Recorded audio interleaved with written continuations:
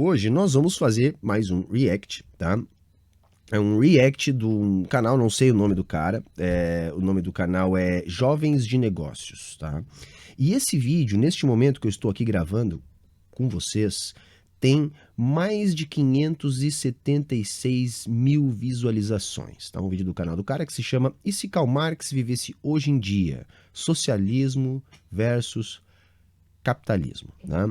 E eu achei que é um vídeo interessante da gente fazer um react, porque ele é uma síntese, primeiro, dos argumentos padrão que sustentam o anticomunismo, tá? E depois também é uma forma da gente perceber como que atuam esses grupos que difundem a ideologia do capitalismo. Eles são bastante profissionais no sentido da aparência, saca? O lance deles não é muito o conteúdo. O conteúdo é raso, é superficial, é simples de destrinchar, mas é bastante clichê, então é bastante fácil de absorver, né? E bem produzido, com uma série de nuances que ao longo do vídeo a gente vai discutir aqui, que mostram bem a forma de operar dessa turma, tá? Então eu espero que vocês gostem. Vamos acompanhar aqui, né? Vamos acompanhar aqui porque, enfim, como eu disse, vale a pena.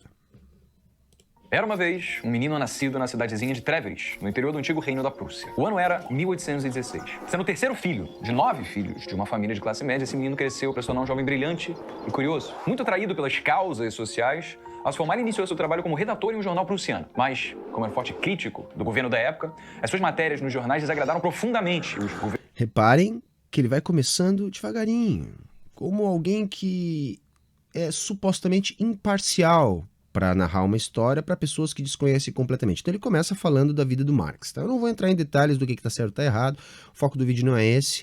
E não é aqui que ele começa a destilar o seu veneno. Tá? Aqui ele está apenas introduzindo o assunto, mas vamos ver. Governantes que então ordenaram o fechamento desse jornal. O rapaz, abalado, decidiu então recomeçar a vida em Paris, onde foi contratado por um outro jornal para assumir a direção de publicação. Novamente, por conta de suas ideias radicais para a época, ele entrou em desagrado com os governantes, mas dessa vez o desfecho foi um pouco mais ríspido. Ele foi exilado de Paris e se mudou para Bruxelas para continuar a carreira. Depois de alguns anos, de novo, expulso. Da Bélgica, o jovem adulto retornou à Prússia, sua casa, onde conseguiu bater seu recorde de expulsão de um país em menos tempo. Ele foi expulso de novo em menos de um ano por conta dos seus ideais extremistas e obrigado a se exilar em Londres. Repare, né? Ideais extremistas, uma musiquinha melancólica, né? Um jovem padrãozinho, um desses biotipos padrãozinho, né? Branco, com um cenário bem, tipo assim, pouco poluído, enfim, dando um ar jovial, moderno, bem produzido, né? Bem produzido, uma animaçãozinha, né? Junto com sua esposa e filhos. Sem recursos, viu 4 dos 7 filhos que teve morrerem antes de chegar aos 5 anos de idade. Viveu uma vida difícil, até sua morte, em 1883, na cidade de Londres. A verdade é que ele nunca morreu. As suas ideias seguem vivas em livros, universidades, sites e mentes brilhantes de pessoas de todo mundo. Todos já ouvimos de Karl Marx. Mas quais eram esses ideais tão extremos ou revolucionários que fez com que Marx fosse expulso de tantos países? Diferentemente do que a maioria das pessoas acredita, Marx não era contra o capitalismo. Para ele, o capitalismo era uma fase cheia de falhas, mas obrigatória para a chegada do comunismo. Mas por que Marx não acreditava que o capitalismo... O lance não é que é obrigatório, né? O Marx era materialista, então, tipo assim, o capitalismo existe, já existia na época do Marx, e o Marx simplesmente estudou o capitalismo. Esse é o primeiro ponto que a gente tem que deixar bastante evidente, né? Marx não é um teórico do comunismo, um teórico do socialismo. Ele é um cara que teve como objeto de pesquisa a sociedade capitalista do século XIX, final do século XIX. Então, o objeto de pesquisa de Karl Marx, eu sempre repito isso, foi o capitalismo, tá? Não o socialismo ou o comunismo. O capitalismo não funcionaria. Mas, de fato, ele entendia que a sociedade de classes, ela chegou na sociedade capitalista como um processo de desdobramento das lutas de classes desde que apareceu a forma social propriedade privada dos meios de produção. Então, o capitalismo seria a atual fase de desenvolvimento das sociedades baseadas na propriedade privada dos meios de produção. E para chegar ao comunismo, você não pode inventar uma outra forma de vida, você tem que partir de onde você está. Então, evidentemente, que para chegar ao comunismo, você precisa passar pelo capitalismo, tá? Mas não é uma questão idealizada, não, olha, é um roteirinho, nós vamos sair aqui do feudalismo, aí vamos para o capitalismo, e aí vamos para o socialismo, e aí vamos para o comunismo. Não, não é determinista, o marxismo não é determinista nesse sentido, ele apenas estudou o capitalismo, e depois nós vamos ver ao longo do vídeo como é que ele chega na ideia do comunismo, tá? Uma vez que o que ele estudou foi o capitalismo. Pensa, Marx nutriu seus ideais comunistas no início do século XIX, no período da primeira Revolução Industrial. Antes da primeira Revolução Industrial, o trabalho era feito por artesãos que produziam o produto dentro de suas casas ou oficinas familiares. E com a Revolução Industrial, esse trabalho passou a ser desenvolvido em fábricas com a utilização de máquinas. As revoluções industriais do século XIX permitiram então o surgimento de uma nova burguesia, os comerciantes que enriqueceram, os aristocratas, empresários que eram os donos das fábricas e dos meios de produção. E com o surgimento dessas fábricas, também surgiu o proletariado, a classe de trabalhadores responsável por operar as máquinas e gerar lucro para os empresários. Para Marx, essa divisão entre uma classe rica, pequena, detentora dos meios de produção e também uma classe pobre, grande, massiva, detentora da força de trabalho, caracterizava o capitalismo. Para ele, uma mera etapa na grande... Não, o que caracterizava o capitalismo para o Marx era ser uma sociedade onde as trocas comerciais estruturam o conjunto das relações sociais. Tá? O Marx ele não trabalhava com definições, mas no livro 1 do Capital, quando ele vai começar a descrever o capital, no caso, a sociedade do capital, o capitalismo, ele fala, né, que a sociedade aparece como uma grande coleção de mercadorias. Tá? Então, veja, a célula central para o Marx, o que define o capitalismo, é ser uma sociedade estruturada a partir da troca de mercadorias. Isso significa que essas mercadorias têm dono, então existe uma lógica da propriedade privada, existe a lógica da produção da mercadoria, então as mercadorias são produzidas para vender, não para o consumo, e nesse processo de produção é que vai haver a extração do mais valor, uma vez que os detentores dos meios de produção seriam a classe dominante, a classe burguesa, e aqueles que têm apenas a força de trabalho para sobreviver, o proletariado. Então, não é que a luta de classes defina o capitalismo, até porque a luta de classes, segundo Marx e Engels, é anterior ao capitalismo. Então, existe luta de classes desde quando existe a sociedade organizada a partir da propriedade privada dos meios de produção. Então, a luta de classes não é uma coisa que existe apenas no capitalismo. O capitalismo tem luta de classes porque tem propriedade privada dos meios de produção. Agora, se nós pensarmos o que é mais determinante para que nós possamos afirmar que tal sociedade é capitalista, bom, quando a sociedade é pautada pela troca de mercadorias. E essas mercadorias, portanto, elas são produzidas para serem vendidas. É isso que estrutura o capitalismo, tá? Não a luta de classe. Mas vamos ver o que ele vai continuar dizendo a respeito disso. Escala do tempo em que os operários eram sujeitos a péssimas condições de trabalho e eram considerados peças facilmente substituíveis na economia. Veja, ele está construindo uma ideia assim, não, Marx não era um cara burro, não, o problema não é esse, mas ele analisou um capitalismo lá do século XIX. Então ele está falando de características do capitalismo do século XIX, daquele capitalismo ali industrial, enfim, um capitalismo jovem, né, que é o que Marx viveu. Vocês vão entender por que ele está fazendo essa digressão aí. Ele quer dizer que o Marx estudou um capitalismo que não existe mais. Tá? Esse é o ponto que ele vai tentar desenrolar nessa primeira parte do vídeo. Mas notem, isso é um profundo desconhecimento da obra de Marx. Tá? Porque o Marx ele não está estudando, ou melhor, ele até está observando isso, mas não é isso que ele está interessado, ou seja, as características visíveis do capitalismo, a aparência do capitalismo. Uma das coisas mais brilhantes da obra de Marx é que ele procurou compreender as estruturas do capitalismo. Então reparem, há pouco tempo eu estava aqui dizendo que, para Marx, o fator mais determinante para explicar o capitalismo é a sociedade ser pautada pela troca de mercadorias produzidas para serem vendidas. Né? Reparem, isso é, até hoje, o que pauta a organização da nossa sociedade. Vejam, rigorosamente, o capitalismo do século XXI é igual ao capitalismo do século XIX, enquanto a estruturas. Aquilo que faz o capitalismo funcionar hoje, ou na época de Marx, é rigorosamente a mesma coisa. Né? O que nós temos de diferença é que nós temos muito mais áreas da vida que foram transformadas em mercadoria, nós temos o mercado financeiro com muito mais formas de aplicações, de investimentos, enfim, existe uma grande variedade de produzir alavancagem no mercado financeiro, a gente tem muito mais tecnologia, mas estruturalmente o capitalismo é o mesmo. E ele já começa aqui tentando dizer que não é o mesmo. E é por aí que ele vai, vocês vão perceber.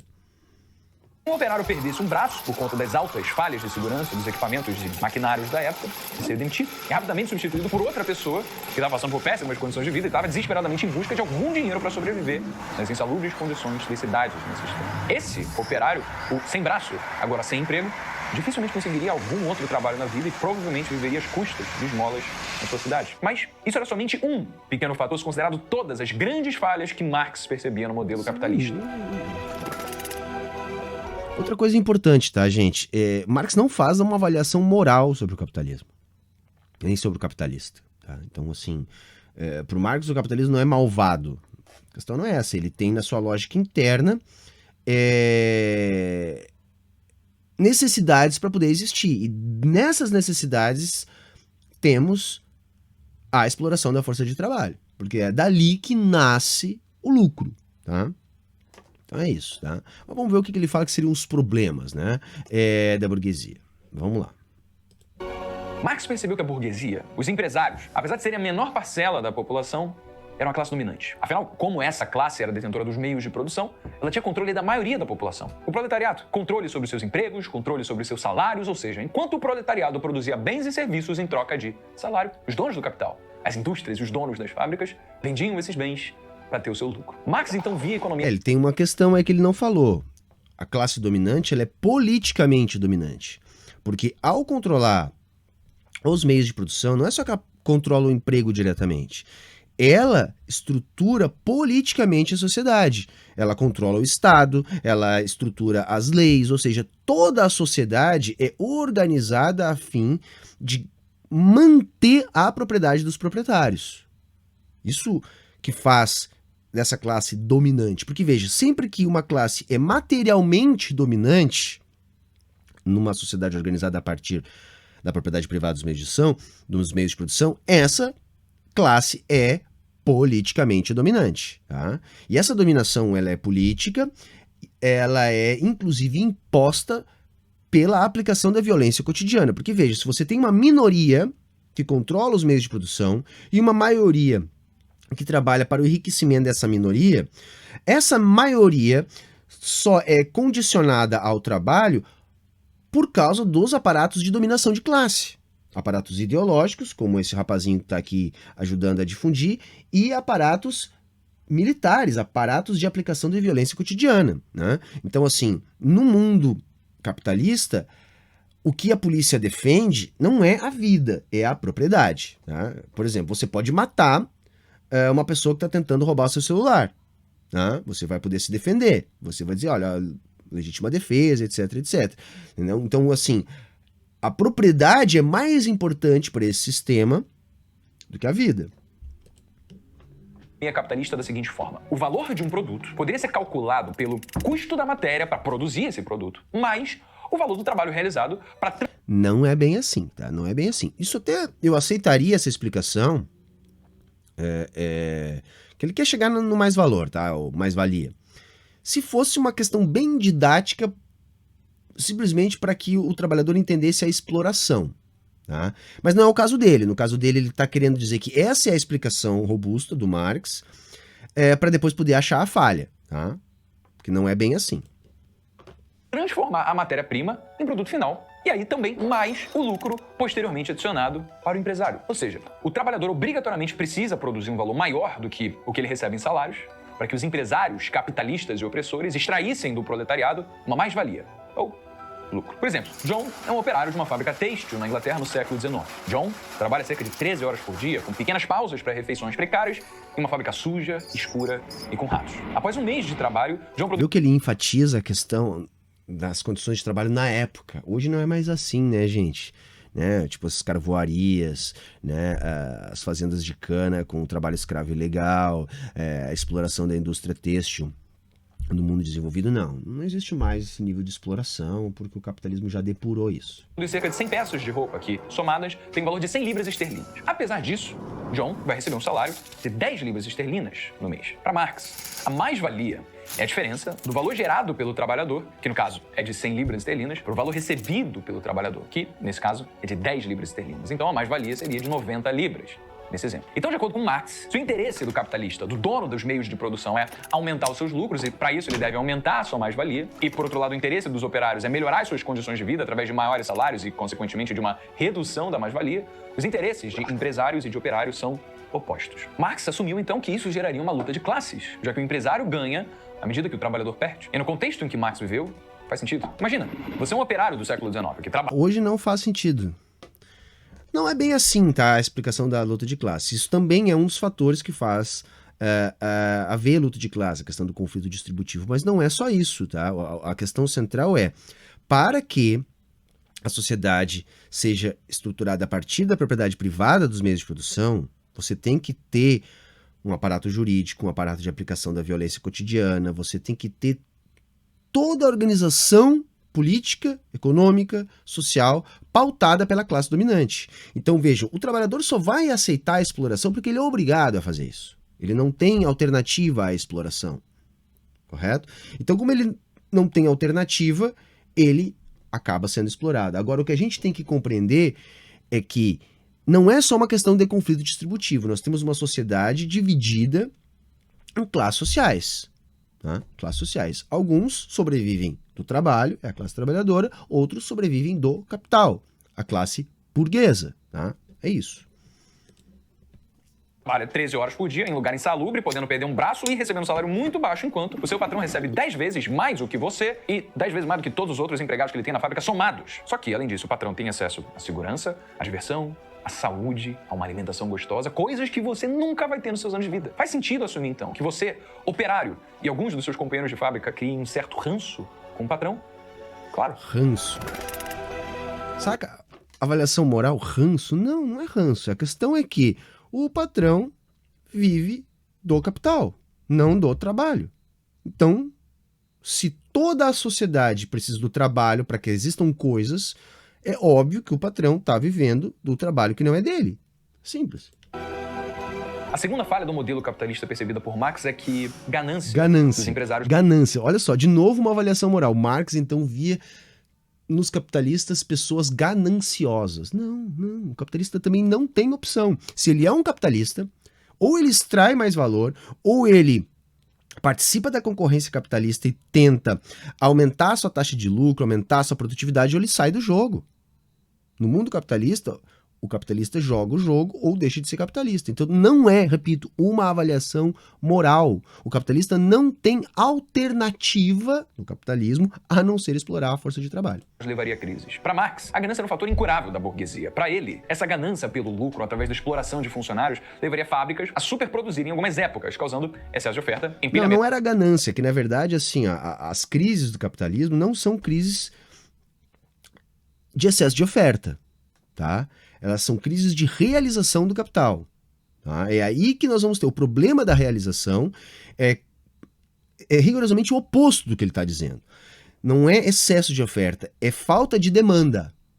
Falta de demanda. Tá? Por quê? Porque os capitalistas eles vão achatando a renda do trabalhador, porque isso disciplina a força de trabalho, né? O desemprego é disciplinador. Isso vai diminuindo a massa da renda. E aí os capitalistas acabam não tendo para quem vender. Tá?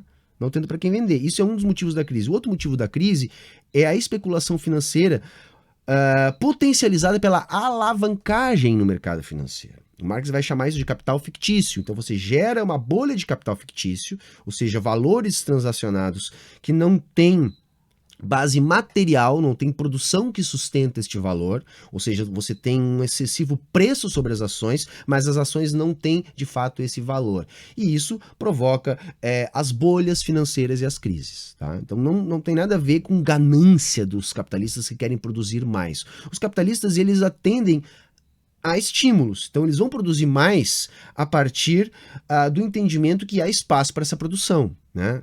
Ele vai falar uma bobagem grande agora, eu já vou concluir esse raciocínio. De estoque e baixas econômicas. E isso de fato aconteceu. Você sabe, no crash de 1929. A defasagem entre... Viu? Ele está querendo dizer que a tese do Marx fazia sentido porque foi isso que aconteceu no crash de 29. Não, o Marx escreveu muito antes do crash de 29.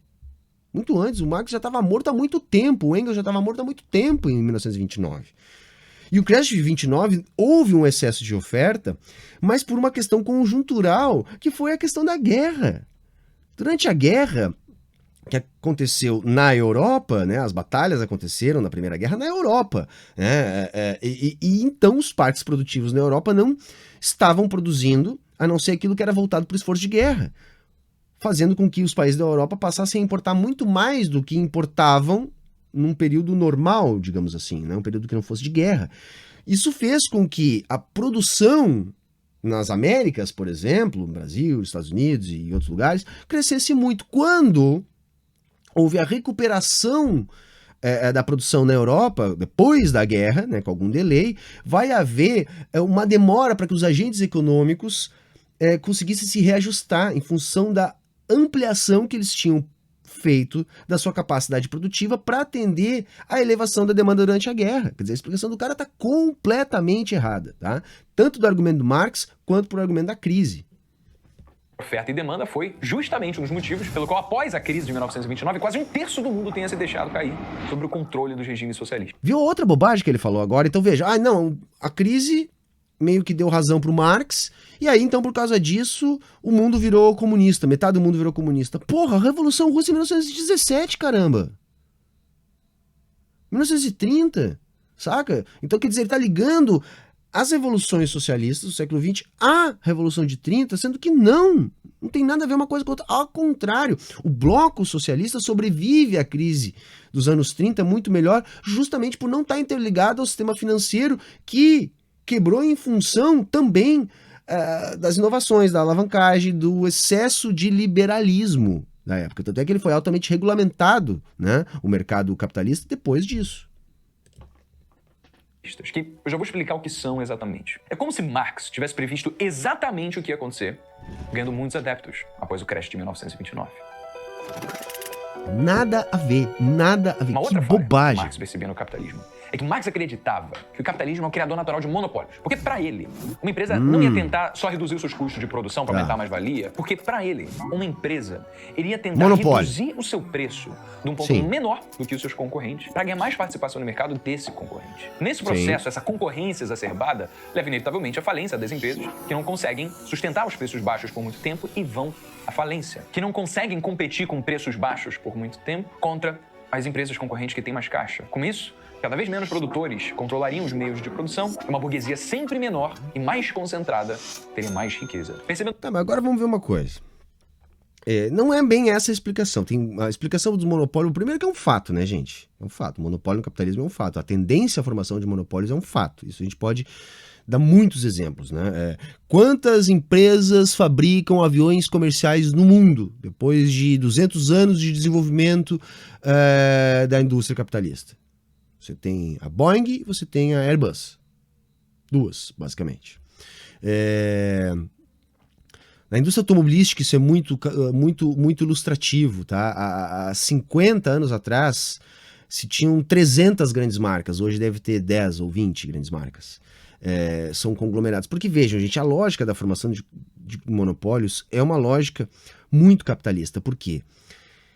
O capitalista ele quer lucrar, tá? Ele quer ganhar mais grana. Então vejam, eu tenho uma empresa e eu tenho um produto que eu consegui me manter no mercado, mas eu tô com dificuldades de enfrentar o gigante que já está estabelecido, tem mais capital e já tem uma rede de empresas.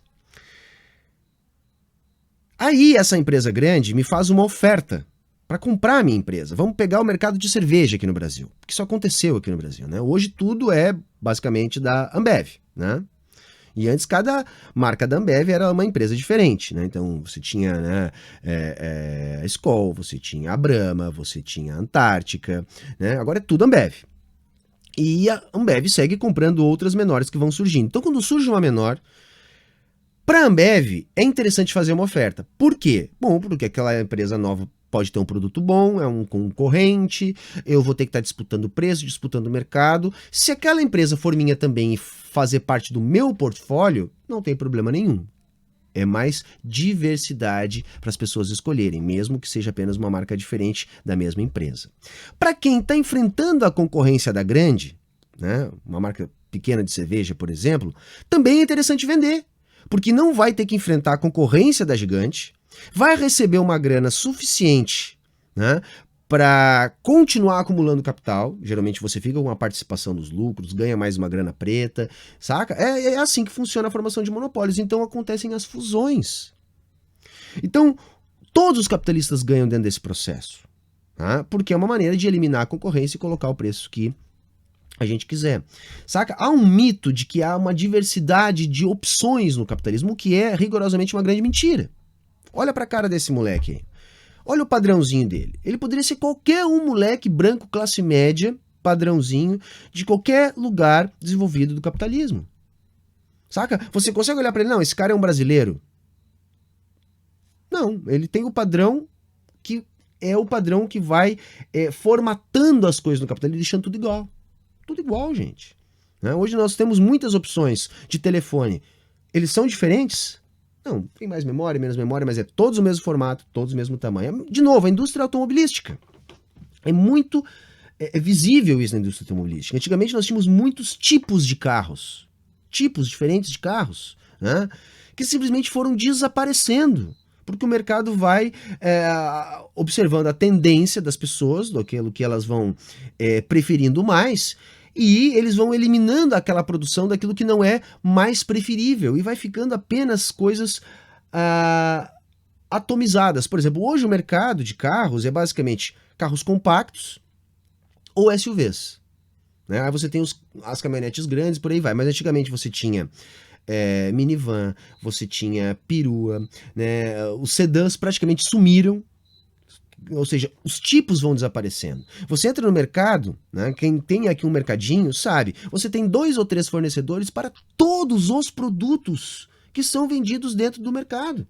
Os padrões de beleza, tudo vai se tornando, vamos dizer assim, pouco flexível. Você vai tendo poucas opções de escolha, na verdade. É isso.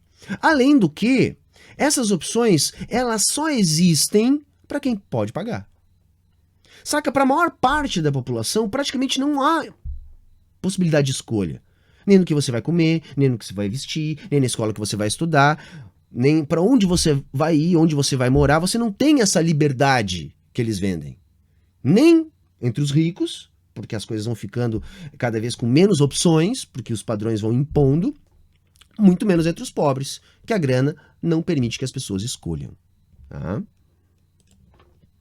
Tendo isso, Marx chegou à conclusão que esses monopólios explorariam não só os trabalhadores, sendo as únicas empresas que os operários conseguiriam empregos e por isso precisariam se contentar com os baixos salários, como também os monopólios explorariam os consumidores, que depois das poucas empresas ganharem a guerra de preços e as concorrentes menores irem à falência, faria com que consumidores precisariam se contentar comprando produtos por preços altíssimos, pela agora ausência de outras oportunidades de compra no mercado. Dessa forma, a camada do proletariado... Isso não acontece? Vem cá, vocês já viram aquelas pesquisas da Oxfam, por exemplo? Mostrando a concentração. Que mundo que esse cara vive? Iria se inchar com essa ex-burguesia e os desempregados, cada vez com menos poder de consumo. Não é isso que acontece. Pô, a gente tem 1% da população mundial controlando mais de 50% da renda.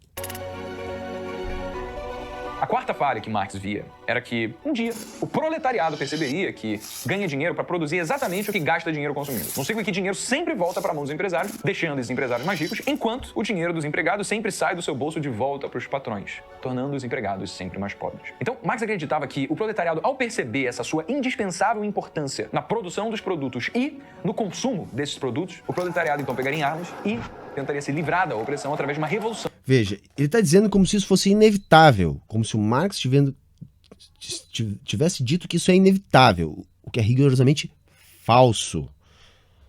O marxismo não é determinista, o comunismo não é inevitável, a tomada de consciência de classe do proletariado não acontece espontaneamente. Então isso que ele está dizendo ali não quer dizer que vai acontecer, que o Marx disse, olha, vai acontecer isso. Não, isso deve acontecer para nos libertarmos da exploração. Caso contrário, essa concentração da riqueza vai continuar, a exploração vai continuar, nós vamos ter uma sociedade cada vez mais violenta, mais baseada no controle, com mais presença da ideologia burguesa, enfim.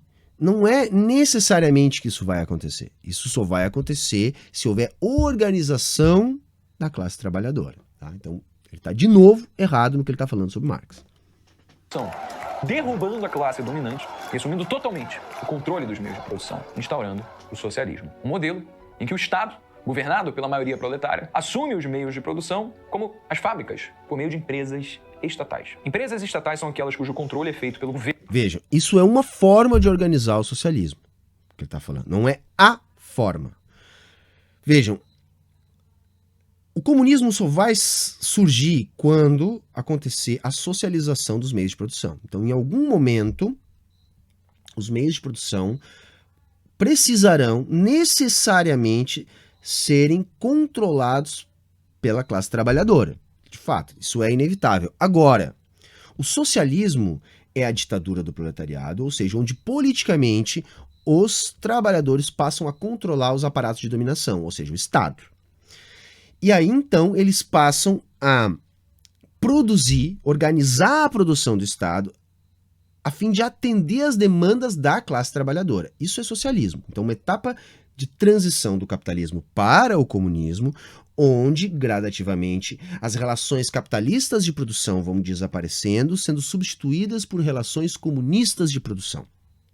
Agora, planificação econômica, estatização completa dos meios de produção, isso não necessariamente deve acontecer no início da transição socialista. Nem mesmo na União Soviética isso aconteceu. Nós tivemos a NEP, tá?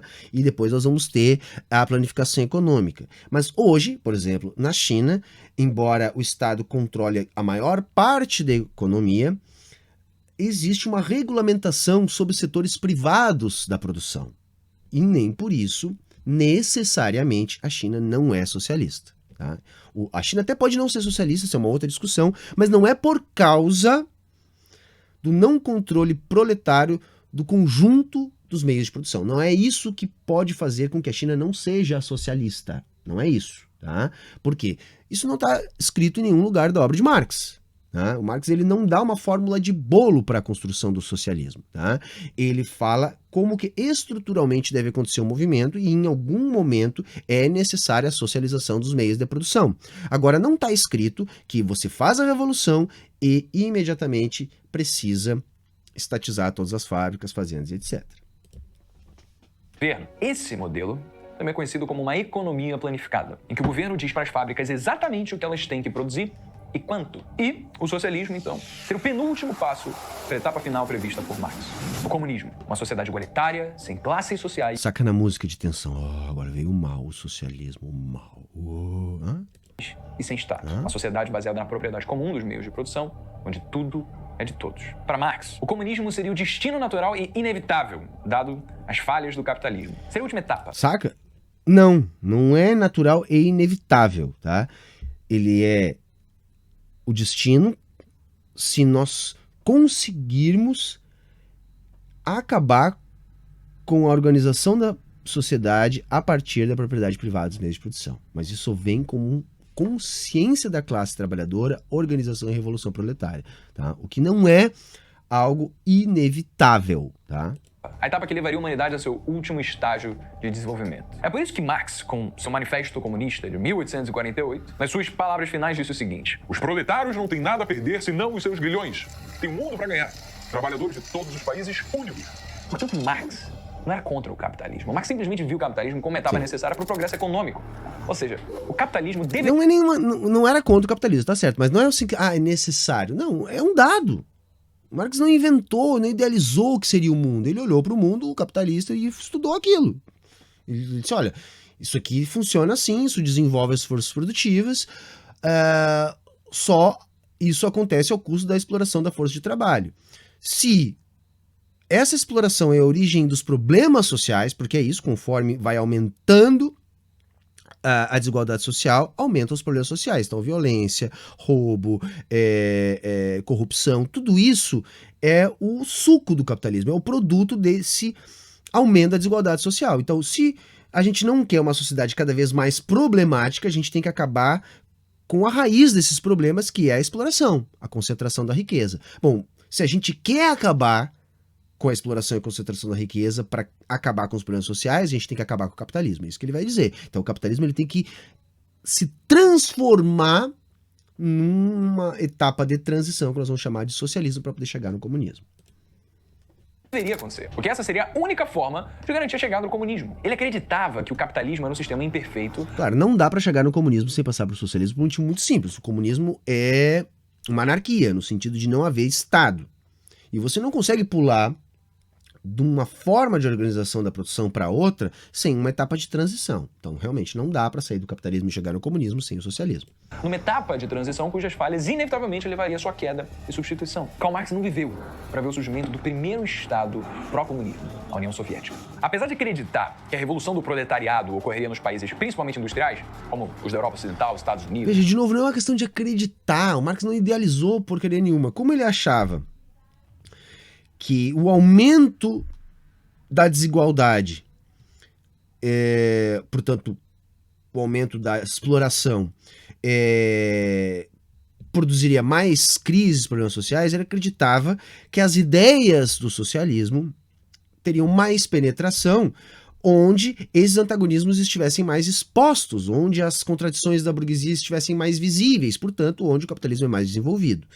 Então, vejam, ele não era um teórico do socialismo. Ele disse, olha, o capitalismo é isso, ele gera essa concentração, esses problemas sociais. Bom, então, provavelmente nós vamos ter mais material para trabalhar a consciência de classe onde a gente tem este processo mais evoluído. Então ele imaginava, sim, que a Inglaterra seria o berço das revoluções, até porque era lá que ele também trabalhou, na Inglaterra ou na Alemanha, enfim, em algum lugar onde o capitalismo já estivesse mais desenvolvido, e jamais na Rússia, como de fato aconteceu. Com fábricas, ela eclodiu num país principalmente rural, a Rússia. A União Soviética surgiu na Revolução Russa de 1917, em que o proletariado, revoltado com a nobreza totalitária, pegou em armas e depois o Império Russo. Com isso, houve início de uma guerra civil russa entre os mencheviques, partido moderado, e os bolcheviques, partido socialista. E aí, em 1922, os bolcheviques, socialistas, foram vitoriosos, formando então a União Soviética, com a unificação das repúblicas soviéticas da Rússia, Ucrânia, Bielorrússia e Transcaucásia. Mas esse já aprendeu na escola. Em 1924, Stalin assumiu o poder implementando um modelo de economia planificada. Então, a União Soviética foi a esperança para os adeptos da filosofia marxista de finalmente verem um país com uma sociedade igualitária e justa. A União Soviética foi soberana por muito tempo. Junto com os Estados Unidos, a União Soviética saiu como grande vencedora da Segunda Guerra Mundial, dando início a uma bipolarização global. De um lado... Contrário, né? Os Estados Unidos veio na rabeira da União Soviética na Segunda Guerra Mundial, tá? Os Estados Unidos vencem a Segunda Guerra Mundial só em Hollywood, tá? Porque... se a gente olhar o número de soldados mortos, as batalhas mais decisivas, quem invadiu Berlim, se a gente olhar o conjunto da guerra, a própria virada, né? Quando é que muda o destino da guerra, né? Porque que a gente sai daquela fase das vitórias alemãs e entra numa fase de equilíbrio para depois entrar na ofensiva dos aliados. Quando o Hitler tenta invadir a União Soviética. Então, assim, menos, né, meu velho? Então, assim, se não tivesse a participação dos soviéticos, com certeza a história não seria da maneira que é.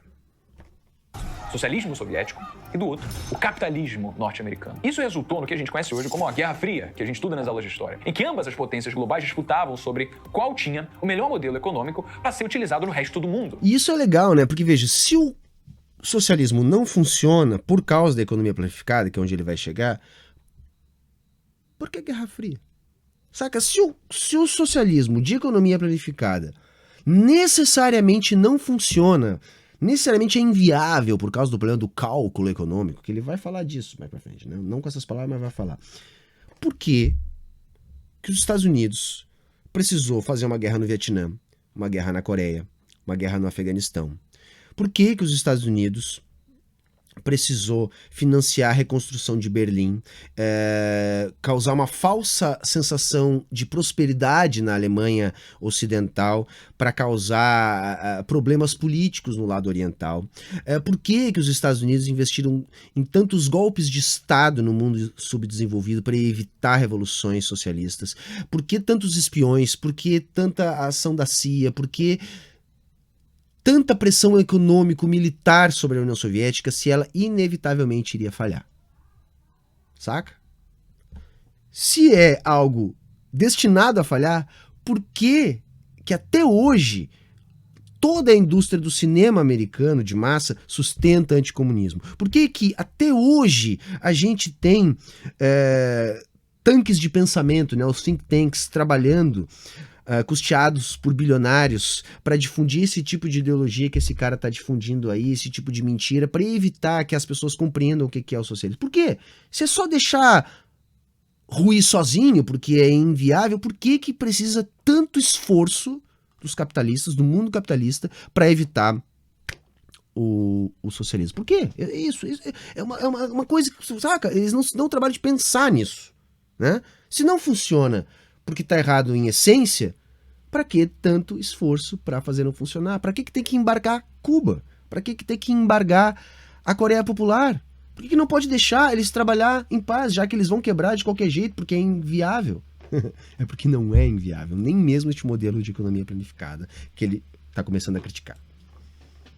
Só que não existiam combates de fato bélicos entre esses dois países. Era uma batalha de influências. Se os Estados Unidos criassem uma tecnologia nova, os soviéticos corriam para tentar criar algo melhor ainda e vice-versa. Ah, bom, e vice-versa, né? Porque muito da guerra tecnológica foi os Estados Unidos correndo atrás da União Soviética, diga-se de passagem. Como, por exemplo, o que ele vai falar agora. Foi assim que começou a corrida espacial. Uma verdadeira batalha para ver qual dos dois países dominava o espaço primeiro. Os soviéticos saíram na frente e enviaram o primeiro satélite artificial a orbitar a Terra, o Sputnik 1. Tá aí. Reparem, satélite não é uma coisa supérflua, não é uma coisa determinante, tá? O satélite, quem botou o primeiro em órbita foi a União Soviética. Os norte-americanos não quiseram ficar para trás e logo depois lançaram o seu primeiro satélite também. E aí depois, imitaram. A União Soviética também enviou seu primeiro animal ao espaço, a cadeia Laika. E aí depois o governo soviético continuou ainda e mandou também o primeiro homem para o espaço, Yuri Gagarin. Foi ele que, ao chegar ao espaço... Ele tá pulando algumas etapas, mas basicamente foi isso. Foi primeiro a União Soviética com o satélite, os americanos imitaram.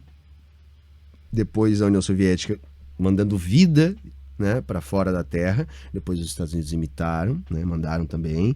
E assim foi. Só que o primeiro homem também vai ser da União Soviética, como ele vai dizer agora. A Terra e disse uma das frases mais famosas do último século. A Terra é azul. Após esse grande feito, os americanos não podiam deixar barato e enviaram um primeiro time de astronautas à Lua, com Neil Armstrong então dizendo: um passo pequeno para o homem e um salto gigante para a humanidade. A União Soviética realizou grandes feitos além desse também. Eles inventaram os helicópteros, o telefone móvel, o tão adorado Tetris, jogado até hoje. O telefone móvel, vamos deixar mais claro, né? O celular, né? No mundo inteiro. Mas aquilo que vai ser o celular depois, evidentemente. A União Soviética socialista foi tão grandiosa, inventou tantas coisas como essas, por que ela não existe mais? Bom, como você já sabe, numa economia planificada, socialista, é o Estado que orienta as empresas estatais sobre o quanto e do que elas devem produzir para vender. Mas esse modelo não consegue... Não é o Estado. O Estado organiza isso. É a demanda. O que vai fazer com que o Estado saiba o que deve ser produzido numa economia planificada é a demanda, ou seja, os sinais vão ser dados para a produção a partir da demanda. Aquilo que as pessoas estão procurando comprar é que vai dar um indicativo do que deve ser produzido. Não é o Estado que escolhe. Conseguiu prever com assertividade o quanto produzir, para atender a demanda no mercado. Vamos lá. Numa economia de livre mercado, caso uma empresa não possua um produto em estoque porque calculou mal a sua estimativa de vendas, o cliente que não consegue comprar nessa empresa simplesmente sai da loja, vai para outra e compra dessa outra loja. O mercado se regula automaticamente, sem necessidade de intervenção do Estado. Agora, numa economia socialista planificada, Marx acreditava que, pelo fato do Estado estar sob o controle de tudo, ele teria, de alguma forma, condições de provisionar exatamente o necessário para que os cidadãos conseguissem sobreviver e não terem mais que trabalhar tanto quanto precisavam no modelo capitalista. Se pro trabalho... Veja, a questão não é diminuir o trabalho. A diminuição da carga de trabalho é uma consequência. A ideia é que cada um tenha o produto do seu trabalho. Isso também é importante. Numa economia planificada, nem todo mundo precisa ter a mesma coisa. Se você quer ter mais, você vai se dispor a trabalhar mais, tá? Começa por aí. O trabalhador se pagar, ou seja, pagar o seu próprio salário, ele precisava de, por exemplo, 80 horas no mês, o que Marx chamava de trabalho necessário, mas no capitalismo esse mesmo trabalhador teria que trabalhar 160 horas no mês. Essas 80 horas seriam consideradas trabalho excedente. E o trabalho excedente, de acordo com o menino Karl, era o que iria para o empresário, donos dos meios de produção. Então, para Marx, essas outras 80 horas trabalhadas eram consideradas extração da mais-valia. Por isso, não deveriam existir. Mas o que Marx não previu é que algumas pessoas, tendo a crença de que no final do dia iriam ter tudo o que é necessário para sobreviver bem, não ficariam motivadas a trabalhar mais. Na verdade, elas seriam... Veja, a ideia central do socialismo é assim, a cada um conforme o seu trabalho, né? Aquilo que você tem, aquilo que você precisa, aquilo que você é capaz de produzir. Então, já está errado o argumento dele aí, porque assim, se eu não for trabalhar, eu não vou ter nada. Se eu não quero trabalhar, eu não quero produzir para o meu sustento, bom, então você não vai se sustentar. Tá? Vai sair.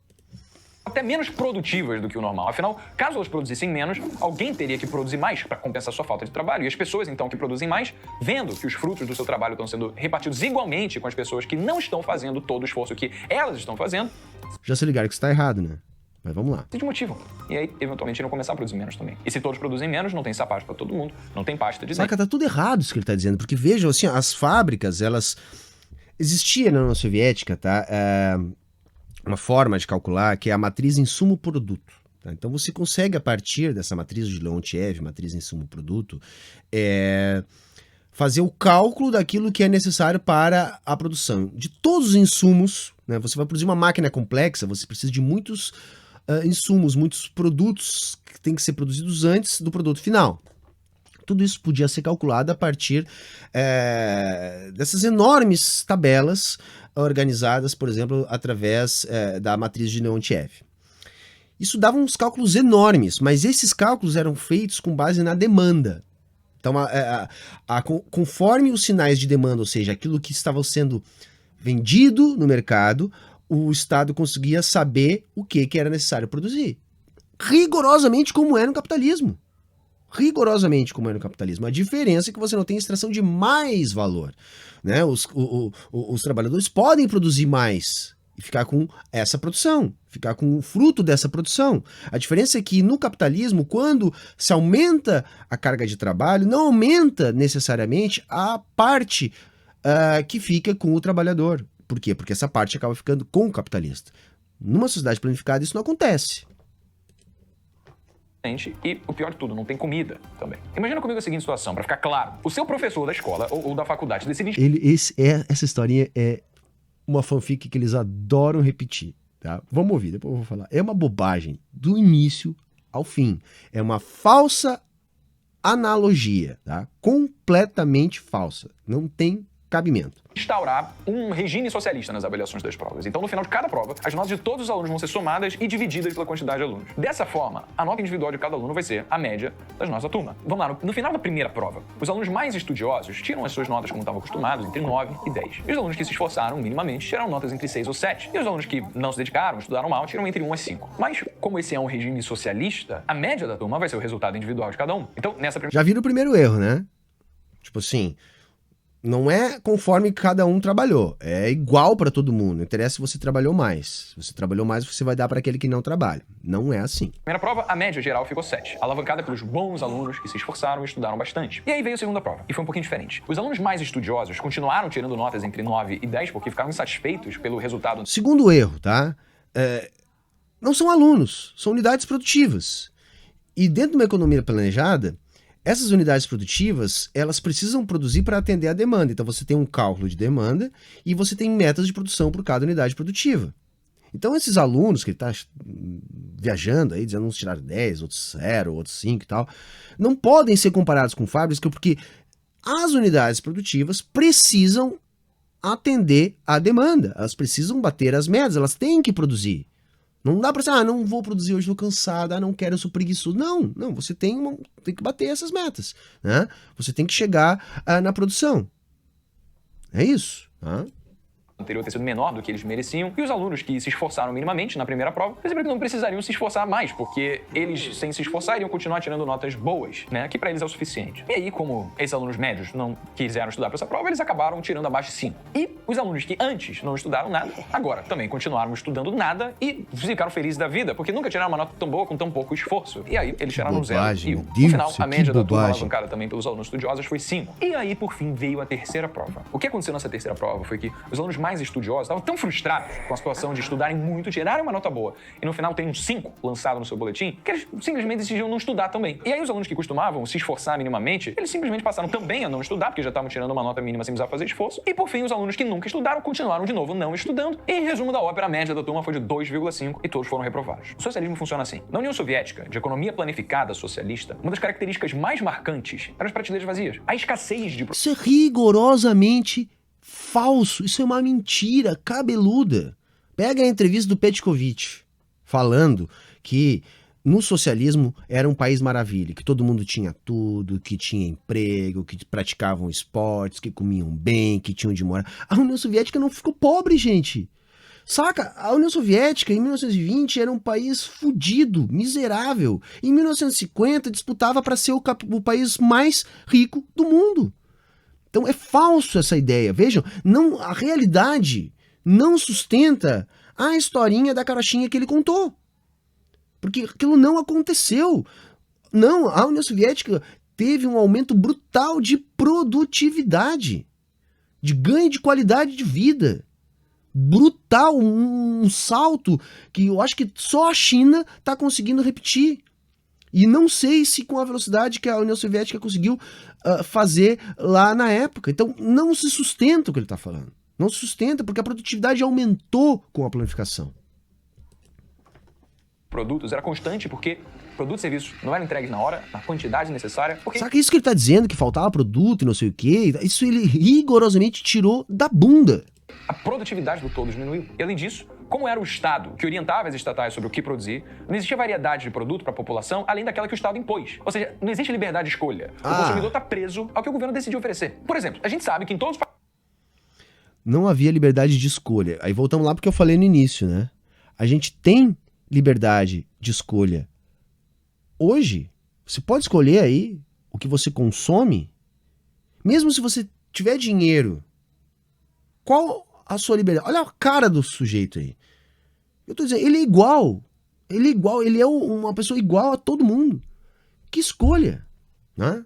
Por calçados. Algumas pessoas querem tênis, outras pessoas querem sapatos, outras pessoas querem sandálias. Daí, num estado de economia planificada, o Comitê de Planejamento Central vê que existe, então, uma demanda por calçados, né? Uma análise pertinente. Só que o Estado não tem como saber a diferença de procura entre diferentes tipos de calçados. Daí o comitê... Como que não tem como saber? Como que não tem como saber? As pessoas não vão lá trocar os seus rendimentos pelas coisas que elas querem? Elas não dão sinais? Claro que dão. Era assim na União Soviética. Todo mundo usava bota na União Soviética, segundo esse imbecil aí. Diz às fábricas estatais para simplesmente produzirem calçados práticos, confortáveis e duradouros. Como botas, por exemplo. A consequência é que todos os consumidores acabam usando botas, mesmo que eles queriam... Por que ele não botou uma foto lá da época, então, de todo mundo de bota igual? Porque ele tem que botar um desenho. Porque isso não existiu, porque isso é falso, porque isso é uma mentira. Tênis, sapatos e sandálias. A queda da produtividade dos funcionários e a impossibilidade do Estado prever o que a população queria levou a um fenômeno intrínseco ao socialismo chamado de restrição orçamentária fraca. E isso é extremamente importante. Por quê? Numa economia planificada, as empresas não precisam se preocupar em gastar menos do que geram de receita, já que, no caso de dificuldades, o governo simplesmente... Nem no capitalismo, né? Chama-se crédito, tá? A maior parte das empresas se expandem, elas trabalham com crédito, tá? E quem cria esse crédito é o Estado, tá? As empresas se desenvolvem no capitalismo com o auxílio do Estado, ofertando crédito. injeta dinheiro na empresa e salva elas da falência. Agora, com uma restrição orçamentária rígida... Sabe que ele tá querendo dizer, então, que o Estado sustentável... Não, vamos ouvir. Por outro lado, como presente em uma economia de livre mercado, as receitas das empresas precisam obrigatoriamente cobrir os custos. Caso contrário, as empresas sofrem risco de irem à falência, por bem ou por mal. Essa necessidade de uma empresa controlar os seus gastos disciplina essas empresas a economizarem, para maximizar os seus lucros e produzir produtos variados e atraentes para os seus clientes, de forma que essas empresas não percam esses clientes para outras empresas. Além disso, por causa de toda essa diversidade de produtos de uma economia capitalista, as pessoas acabam comprando calçados para diversas ocasiões, fazendo com que elas não gastem somente com um par de botas. Então, com isso, com mais disponibilidade na prateleira na casa das pessoas, com mais dinheiro no bolso, os consumidores compram sandálias para andar em dias de calor, tênis para corrida e sapatos para eventos sociais. Tudo fantasia da cabeça dele, né? Rigorosamente tudo. Assim, num mundo, assim como se todo mundo pudesse comprar, tivesse acesso, tivesse dinheiro, tivesse opções. Quer dizer, ele está combatendo um espantalho com uma mentira. O simples fato de haver mais disponibilidade de produtos num regime capitalista gera mais consumo. Mais consumo também gera mais lucro para as empresas, O que aumenta o consumo é a renda. Resumindo, tá? E o consumo também aumentou na União Soviética conforme aumentou a produtividade e a qualidade de vida, tá? Não tem nada a ver com o que ele está falando. Continuar crescendo e se diferenciando da concorrência, investem em mais contratações e em desenvolvimento dos seus produtos. Isso diminui o desemprego, aumenta a qualidade dos calçados, dos produtos no geral e aumenta o poder de compra da população. Pena que na prática não acontece, né? O desemprego só aumenta, inclusive no mundo desenvolvido, a qualidade só diminui porque tem uma coisa chamada obsolescência programada. Você compra uma geladeira hoje e dura 2 anos. Há 20 anos atrás durava 20 anos. Né? Então, não é qualidade. Você tem desenvolvimento de alguns nichos que são vendáveis, ao passo que você vai diminuindo a qualidade dos produtos para aumentar a lucratividade. É isso que acontece no capitalismo. E o poder de compra não aumenta porcaria nenhuma. Ao contrário, como a gente tem um aumento da desigualdade, você tem a diminuição da massa da renda. Diminuição do poder de compra. É isso que está acontecendo no mundo todo. População. Já numa economia planificada como da União Soviética, não existia concorrência, não existia rivalidade, porque não existia iniciativa privada. Afinal, não existia iniciativa ao lucro.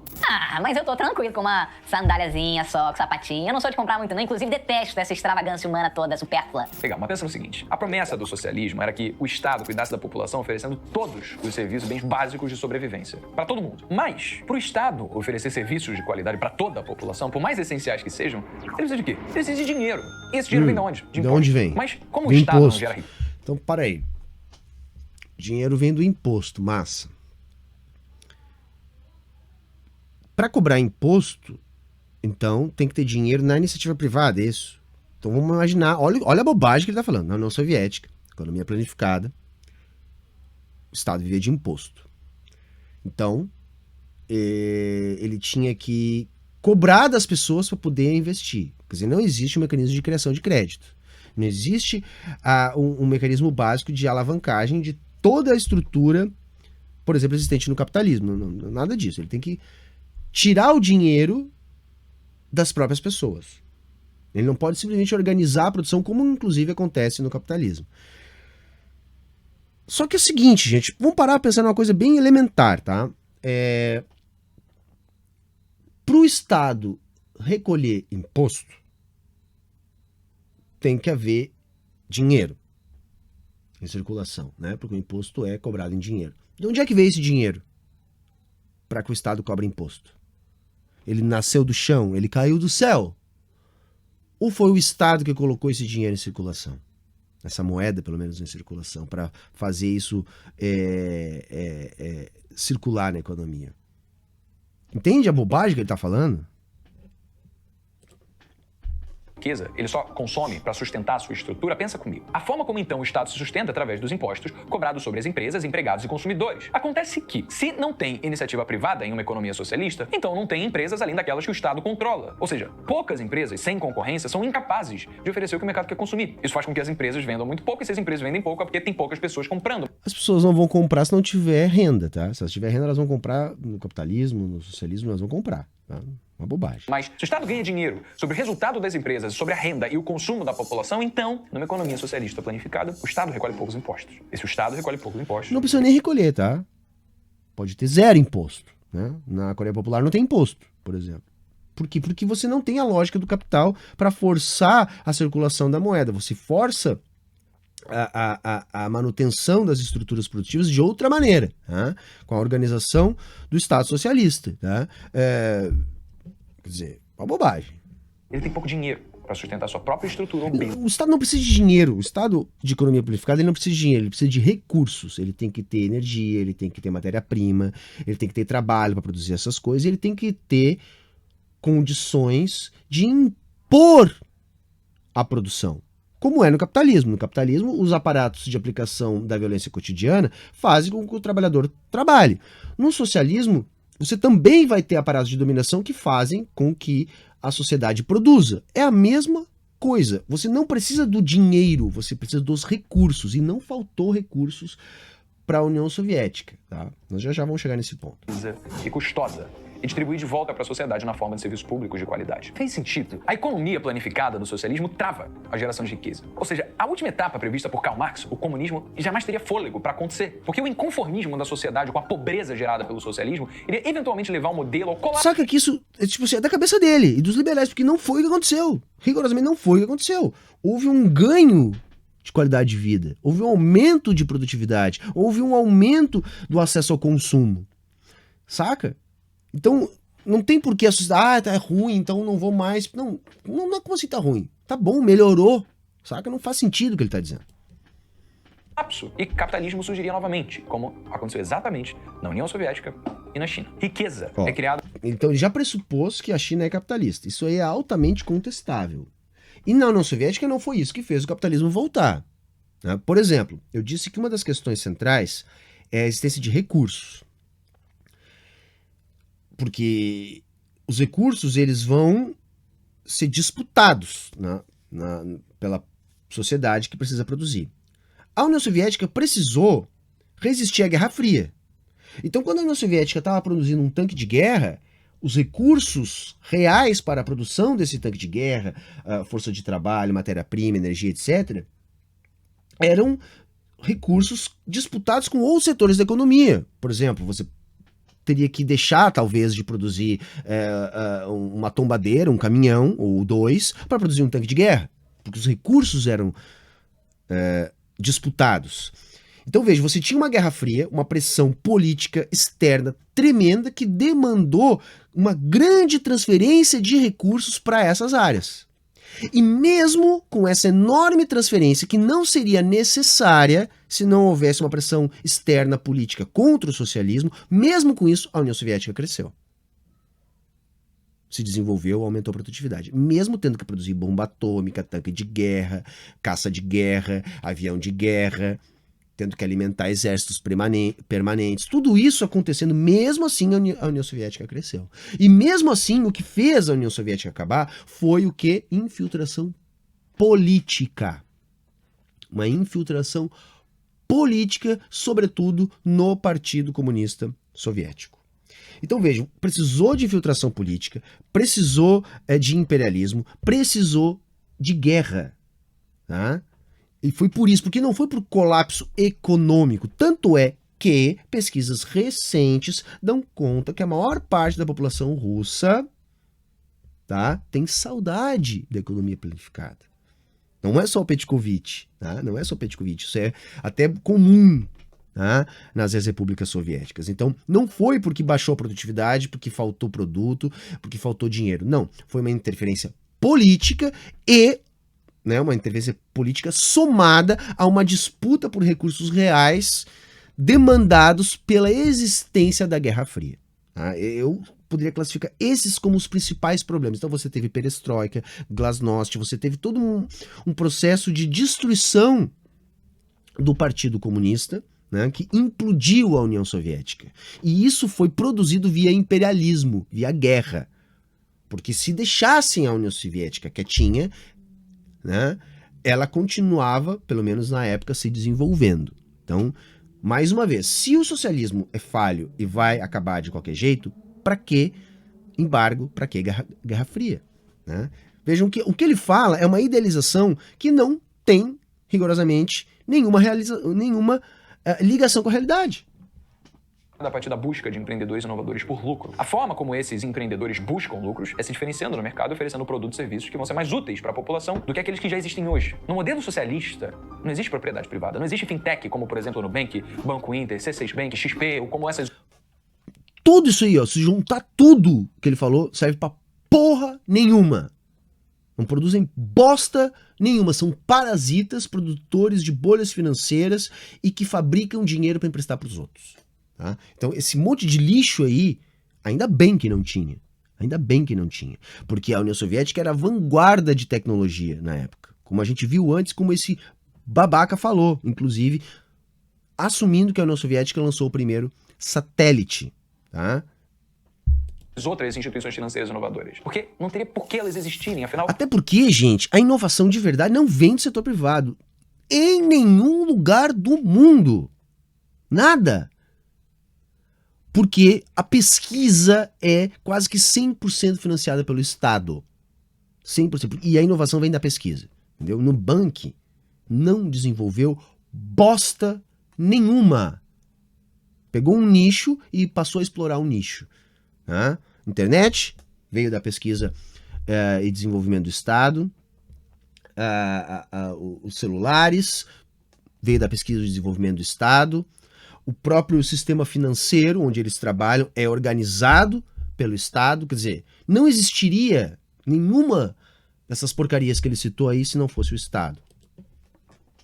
Como o Estado controlaria a oferta de produtos e serviços, para o governo estaria simplesmente bem que a Caixa Econômica, o Banco do Brasil, com seus serviços demorados e ineficientes, continuassem prestando esse serviço para a população. O governo não é... porque o serviço do Nubank é uma maravilha, né, seu imbecil? E como se o serviço da Caixa ou do Banco do Brasil não pudesse ser melhorado, né? É aquela ideia, se é público não é bom, né? O que é rigorosamente o oposto. Inovador. Agora, a iniciativa privada, movida pelo lucro, percebeu? O governo só consegue distribuir riqueza na proporção da riqueza que é gerada na sociedade. Mas se não há incentivo para a iniciativa privada, então não há geração de riqueza para o governo tributar. Sabe aquela ideia assim, ó? Então, vê, só há incentivo de produzir se tem lucro. Tipo assim, eu não vou precisar produzir comida se eu tenho fome. Eu não vou precisar construir uma casa se eu não tenho onde morar. Não, isso só vai acontecer se tiver lucro. É muita bobagem. Distribui. Portanto, o discurso comunista de igualdade pode parecer bonito e cativante, e de fato é, mas ele é utópico, porque espera que o Estado e as estatais sempre vão por boa vontade entregar ao mercado exatamente o que ele precisa e que os funcionários... Não é boa vontade, amigão. Não tem nada a ver com boa vontade, tem a ver com demanda. As pessoas têm necessidades de consumo que precisam ser atendidas. Nunca vão se desmotivar por ver o seu trabalho árduo sendo igualado ao trabalho de alguém que não é tão dedicado. E é por isso... Isso eu já te ensinei que é uma bobagem, né? Que depois de 67 anos tentando forçar a barra a qualquer custo para se manter de pé, no dia 26 de dezembro de 1991... Não foi por isso, que eu também já te ensinei isso. O regime socialista cedeu ao livre mercado e foi o fim da União Soviética. A derrocada do comunismo na União Soviética, a liberalização da economia chinesa, até a crise da Venezuela foram...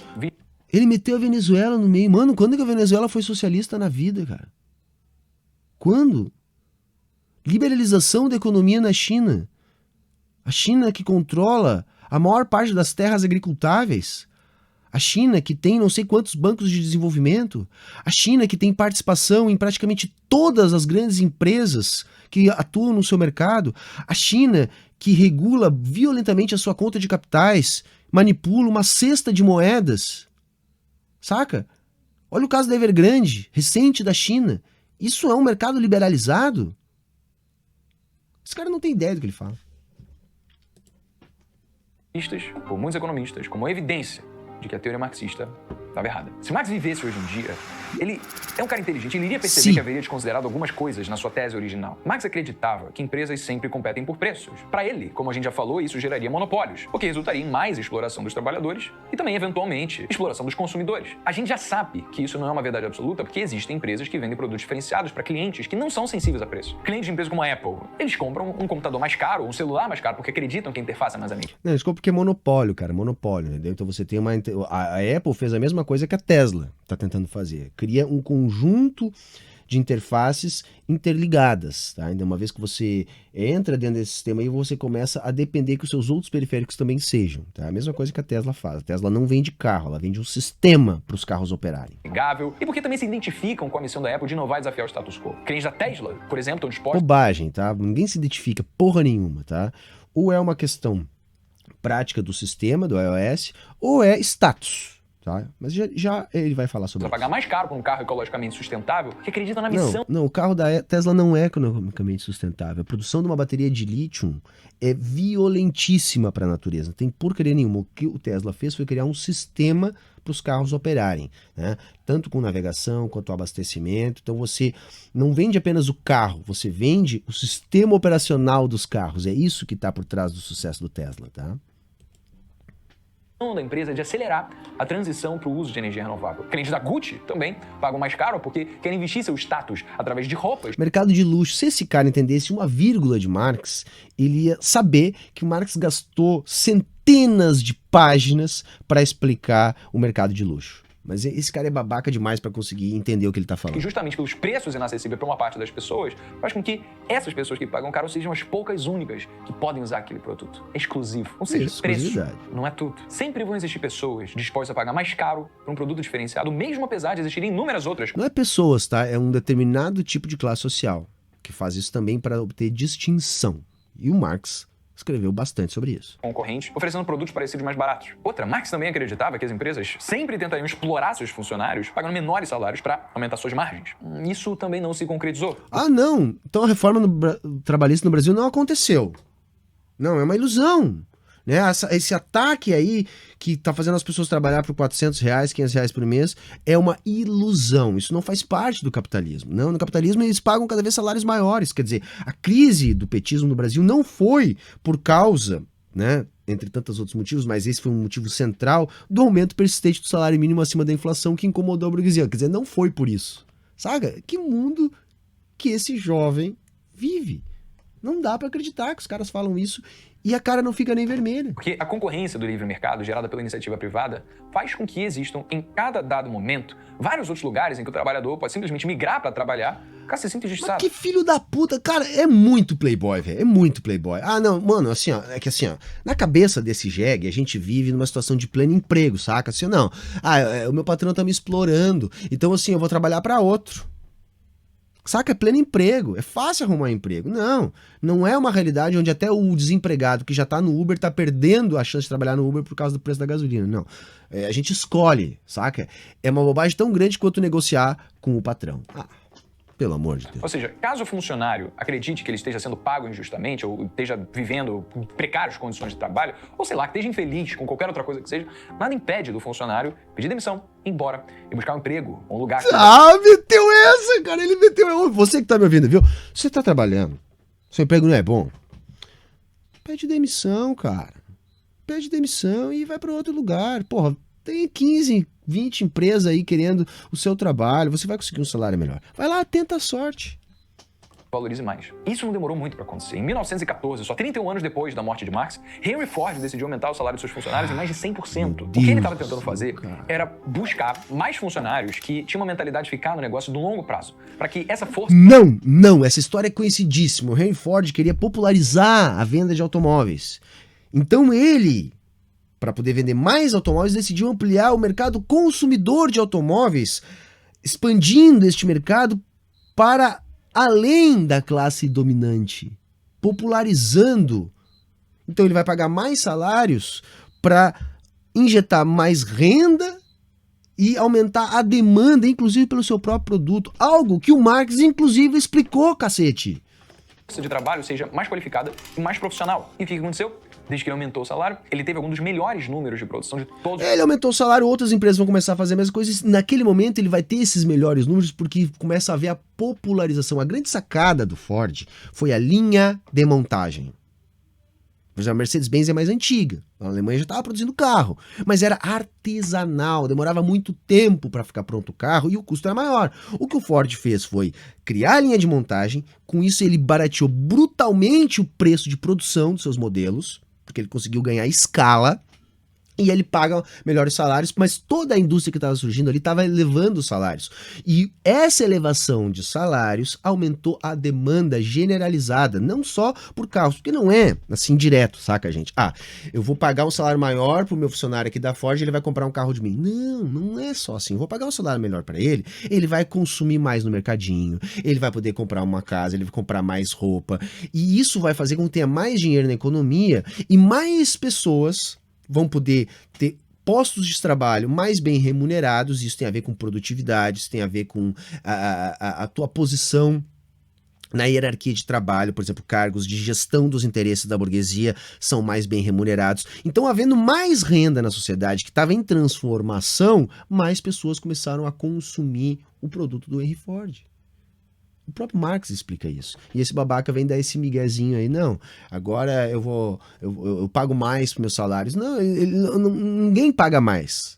Se paga sempre o mínimo possível. E mesmo quem ganha muito bem no capitalismo, né, como CEO e coisas assim, é porque tem uma função de gestão dos interesses, é uma classe gestora que existe dentro do capitalismo que é bem remunerada.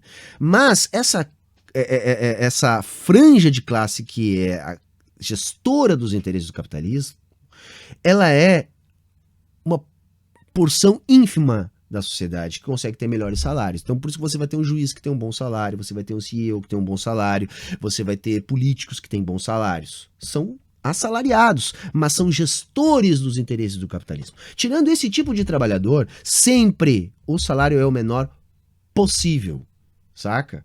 O menor possível.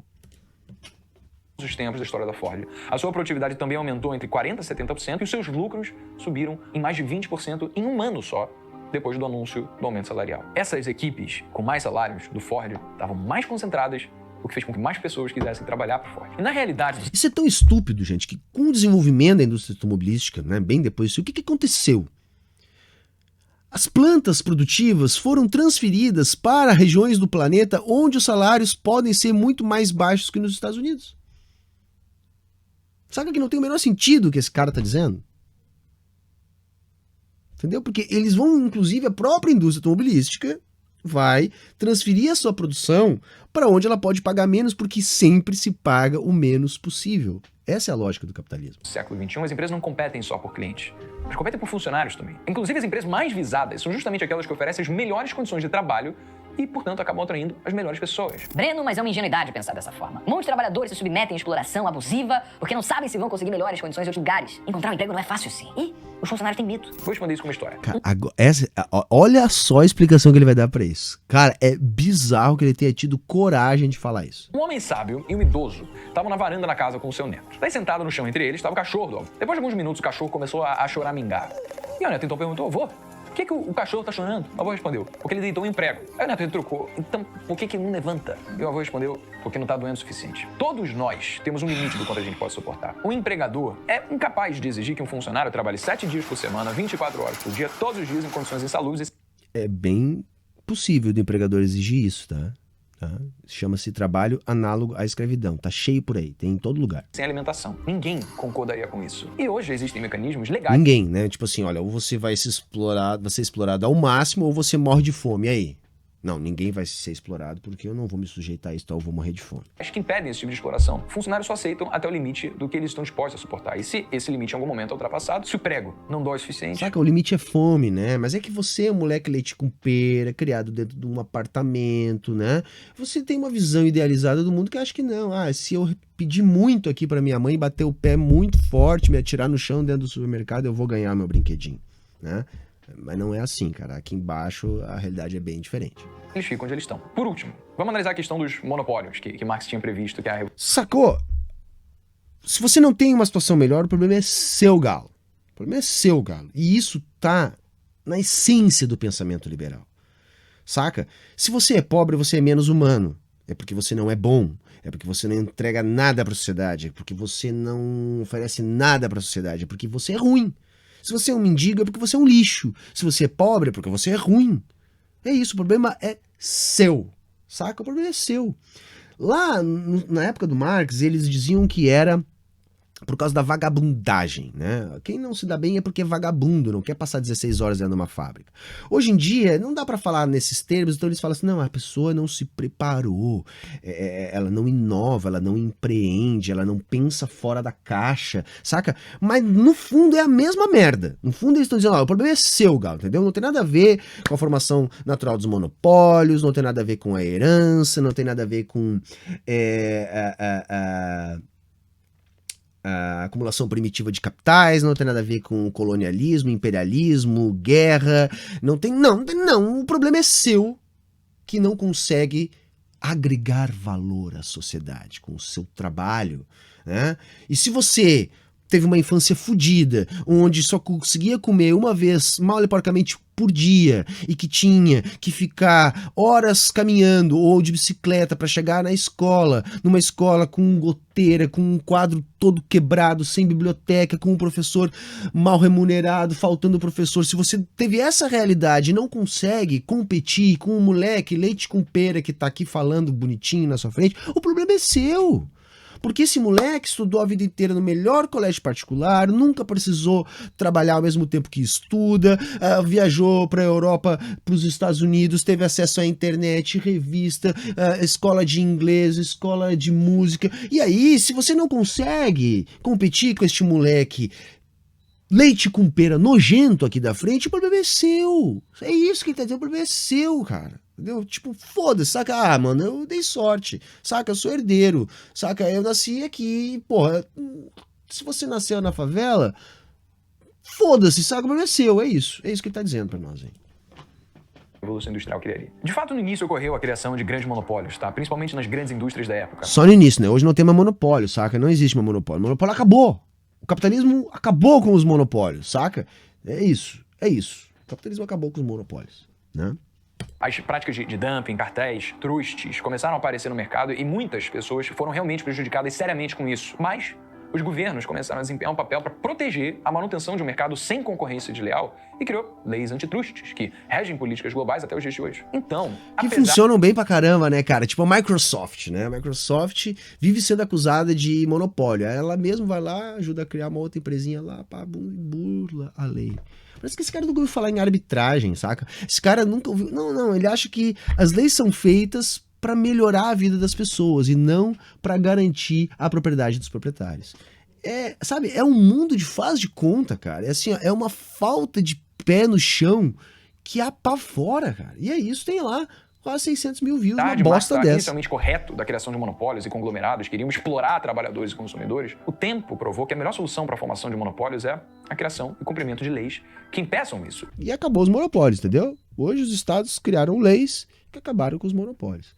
Eu acho, gente, que assim, dentro do capitalismo, o estado tem que fazer isso mesmo, para mitigar a concentração. Mas isso só vai acontecer com pressão da classe trabalhadora, é luta de classes na veia. Então você precisa da classe trabalhadora organizada para que ela se constitua como uma força política influente, para que ela lute por direitos, saca? Os estados são ferramentas dos capitalistas. Então, por exemplo, se a gente conquistou o direito de ter uma jornada de trabalho de 8 horas por dia, 6 dias por semana, mais que isso tem que ser hora extra, foi através da luta dos trabalhadores organizados. Bastou a organização diminuir, bastou uma ofensiva da classe trabalhadora e bastou a classe trabalhadora não ter força política para sustentar essa conquista, que essa conquista se perdeu aqui no Brasil. Entenderam? Então o Estado ele não regulamenta para melhorar as transações. As regulamentações, elas vêm por imposição da classe trabalhadora organizada. Porque, do contrário, a ofensiva burguesa destrói esses direitos que eles mesmos podem, eventualmente, construir. Tá? E que incentivem a criação de novas empresas. E assim, novas empresas podem competir por fatias do mercado, desses grandes players, e não colocar todo o mercado na mão de um só detentor dos meios de produção. Marx acreditava... Sabe que não é um só detentor ou imbecil? É o oposto, né? Você tem um detentor em cada meio de produção no capitalismo, ou um grupo de detentores do capitalismo. No socialismo, não. Você tem o conjunto dos trabalhadores. Você não entrega para um, você entrega para o conjunto. É o contrário do que você disse, sua anta. Que o socialismo e o comunismo eram as únicas formas de mobilidade social em que pessoas mais pobres finalmente poderiam conseguir as melhores condições de vida. Mas, realisticamente, nada na história gerou mais mobilidade social do que o capitalismo. Quantas histórias existem de pessoas que eram pobres e conseguiram, por meio do empreendedorismo, mudar seu padrão de vida, da sua família, das pessoas que ela ama? Tá ligado? Todo mundo que apareceu ali nunca foi pobre. 100% dos que apareceram ali nasceram podre de ricos. Mas vamos ver o que ele vai continuar dizendo. No capitalismo, a riqueza das pessoas é diretamente proporcional ao valor que elas produzem para a sociedade. Olha aí. Não é a quantidade de trabalho. Falei que ele ia dizer isso aí. Eu falei, eu tinha certeza. Em horas de trabalho em si, mas o valor que elas produzem na vida de outras pessoas. Normalmente, os críticos atuais do capitalismo, eles criticam a existência de bilionários porque, tem tantas pessoas... Agora é lindo, ele começa a mamar rola de bilionário e se afoga. No mundo, morrendo de fome, em condições precárias e miseráveis. O nível de revolta com a existência de bilionários, só pra você ter uma ideia, é tão grande que em junho de 2021 saiu uma notícia da The Compass dizendo que o Jeff Bezos, fundador da Amazon e da Blue Origin, sua empresa espacial, iria para uma viagem espacial em volta da Terra. E aí os juízes de internet começaram uma petição para que o Bezos, sabe o quê? Não volte mais pra Terra. A legenda dessa petição, desse abaixo... Porra, era uma boa, né, cara? Podia mandar esse babaca pro quinto dos infernos, deixar ele lá flutuando lá. Seria uma boa, né? Seria uma boa. Mas vamos ver o que ele vai dizer. Bilionários não deveriam existir. Cara, o objetivo dessa... Óbvio, bilionários não deveriam existir. A petição era conseguir 150 mil assinaturas. E no momento que eu tô gravando esse vídeo, eles já conseguiram 122 mil. Então, olha só, a internauta que assistiu até aqui e ainda não gosta do Jeff Bezos. Hoje, o Jeff Bezos, ele é o fundador da Amazon, é o homem mais rico do mundo, porque ele foi a pessoa viva que mais gerou riqueza no planeta. A Amazon. Vai tomar no seu cu, filho da puta! Jeff Bezos nunca gerou um centavo de riqueza, sua anta. Vai tomar no cu. Vai estudar a porra das condições de trabalho nas fábricas do cara, sabe? Nas unidades de trabalho do cara. Trabalho semi-escravo, filho da puta. Quem gera a porra da riqueza é quem produz a riqueza. Não esse parasita de merda que nunca produziu bosta nenhuma. Produziu 0,0. Amazon emprega 800 mil pessoas hoje, espalhadas por todo mundo. São 800 mil famílias, cara, que tem renda por causa do Jeff Bezos. Não, cara, eles têm renda porque trabalham, seu imbecil. E ainda se não fossem super explorados, não teriam uma renda tão miserável. Agora, imagina quantos negócios tiveram suas vendas impulsionadas e pessoas foram capazes de ascender na mobilidade do capitalismo por conta de Amazon AWS, Amazon FBA, Amazon Associados. Zero pessoas. Zero. Direct Publishing, Delivery em um dia, Amazon Prime Video. A Amazon, cara, tem mais de 430 milhões de ações em circulação que qualquer um pode comprar na bolsa de valores. Que não significa porra nenhuma. Tudo capital fictício, tudo bolha de alavancagem. Aliás, é assim que essas coisas se retroalimentam. Um bilionário desses faz um tweet e ganha bilhões. Vai lá, mente sobre o Bitcoin, vai lá os otários, gasta o seu dinheiro e ele ganha bilhões. Por quê? Ele ganha com o capital que ele tem, não com o trabalho. Filha da puta, que nem um Jeff Bezos da vida, nunca deu um dia de serviço na vida. Valores, independentemente de quem seja. E se cada acionista, em média, na Amazon, tiver 100 ações, cara, isso quer dizer que toda vez que o valor de mercado da Amazon aumenta e Jeff Bezos fica alguns bilhões mais ricos, então 4 milhões de pessoas enriquecem junto com ele. Os críticos... Isso é uma... Cara, que bobagem, mano. Que bobagem, mano. Olha, de onde é que tu tirou isso, mano? De onde é... Como é que tu tirou? Como é que tu fala uma coisa dessas, cara?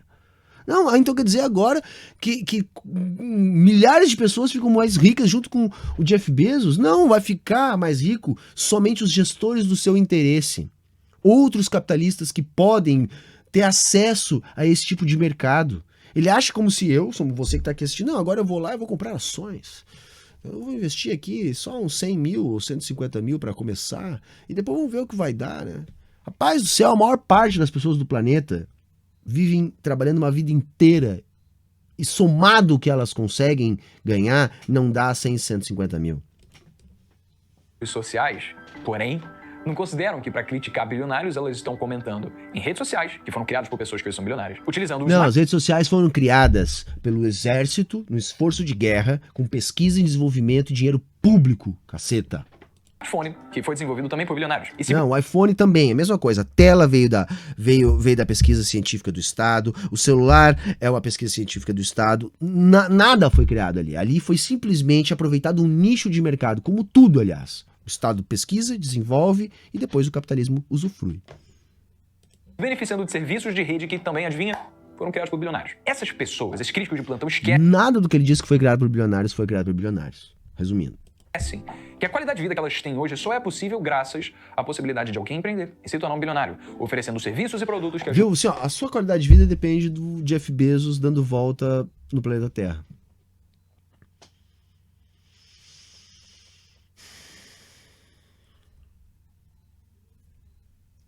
Saca, cara? Depois tem gente que diz que a gente tem que ser pacifista com umas criaturas dessa.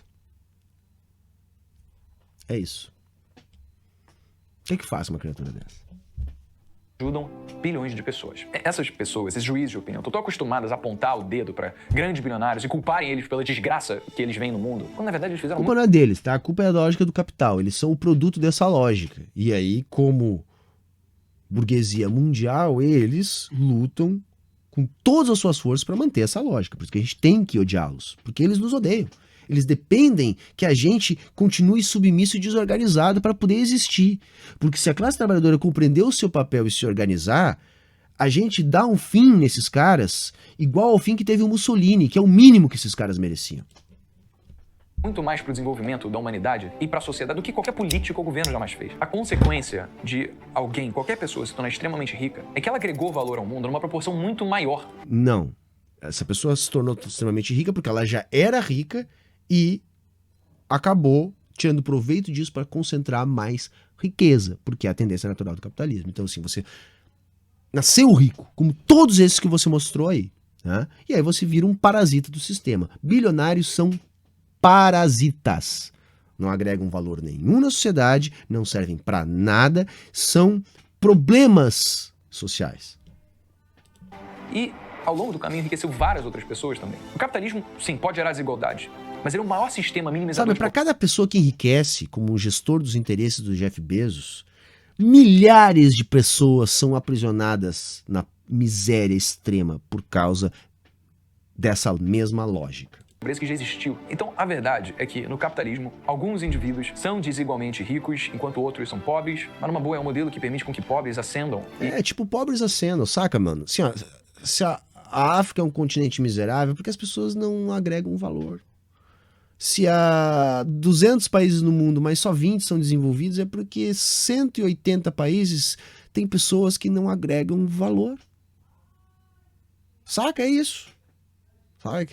O mundo é feito por uma esmagadora maioria de gente merda, que não sabe produzir nada, e por isso que são pobres. E aí tem gênios que nem o Jeff Bezos. Saca? É isso.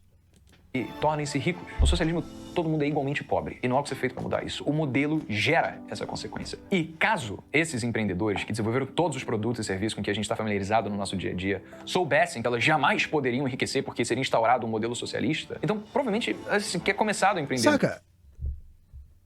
Boa parte do que esses empreendedores usaram para potencializar a sua fortuna foi produzido pelo Estado. Grande parte, inclusive, pela União Soviética.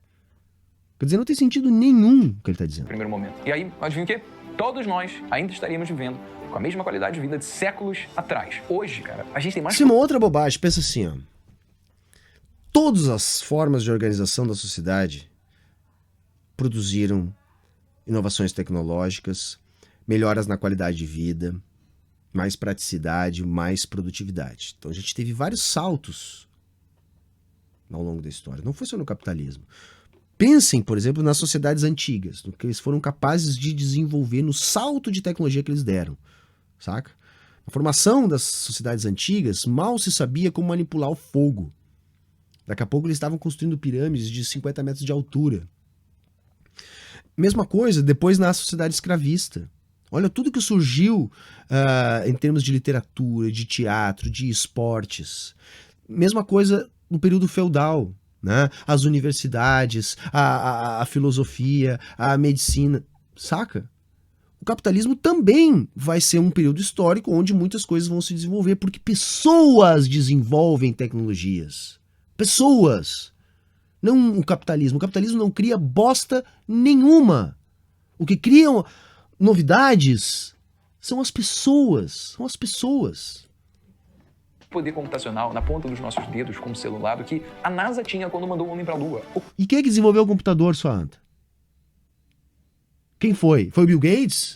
Foi o Steve Jobs que desenvolveu o computador? Ou foi a pesquisa, o financiamento e o desenvolvimento do Estado para alimentar a lógica da guerra que sustenta o capitalismo?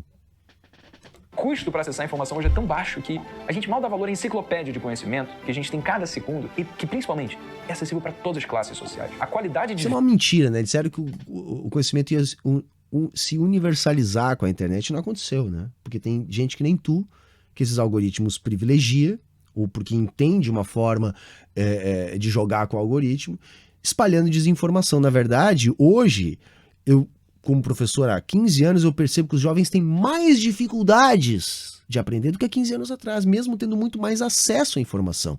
Mas não há nenhum tipo de filtro, não há nenhum tipo de organização dessa informação, fazendo com que as pessoas se fechem nas bolhas, porque o algoritmo ele vai nos fechando em nichos, fazendo com que as pessoas não consigam aprender para além daquilo que é entregue para elas. Então essa tecnologia não universalizou bosta nenhuma.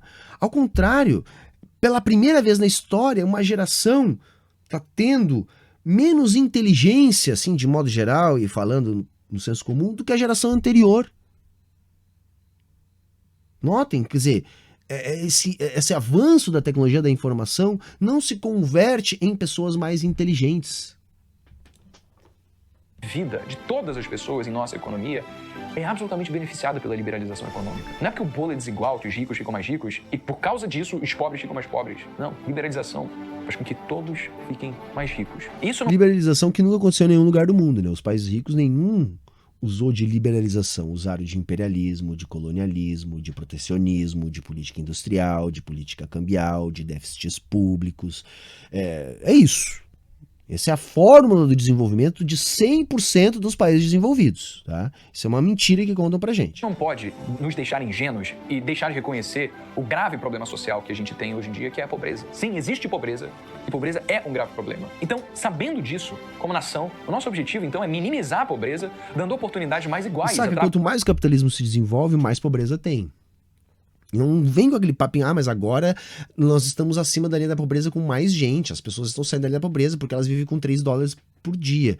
Porra, teu cu, mano, teu cu. Se tu vive com $3 por dia, tu é uma porcaria de um passa-fome, saca? É isso. É isso. Porque na verdade o que a gente tem é um aumento da desigualdade e 90% da população vivendo com dificuldade de se manter. É isso que o capitalismo entregou com a sua globalização. Através da iniciativa privada, para que cada vez mais pessoas tenham conhecimento para saber como subir na vida. E a música, né? A música agora é uma música de libertação. Olha só, eu tô dando as chaves do castelo agora. Olha só. Capitalismo, não na ausência dele. E exatamente por isso, por tudo que a gente abordou nesse vídeo, eu voltei aqui para te falar o seguinte: você precisa ficar atento. Porque em breve, agora ele vai vender um produtinho. É isso. Ele passou meia hora mentindo e agora ele vai fazer o quê? Vender um produtinho para ver quem que ele conseguiu enganar, quantos trouxa ele fisgou com esse papinho dele aí, para vender um produtinho engana trouxa. É isso, gente. Basicamente é isso. Aí no final ele vai vender um cursinho, alguma coisa assim.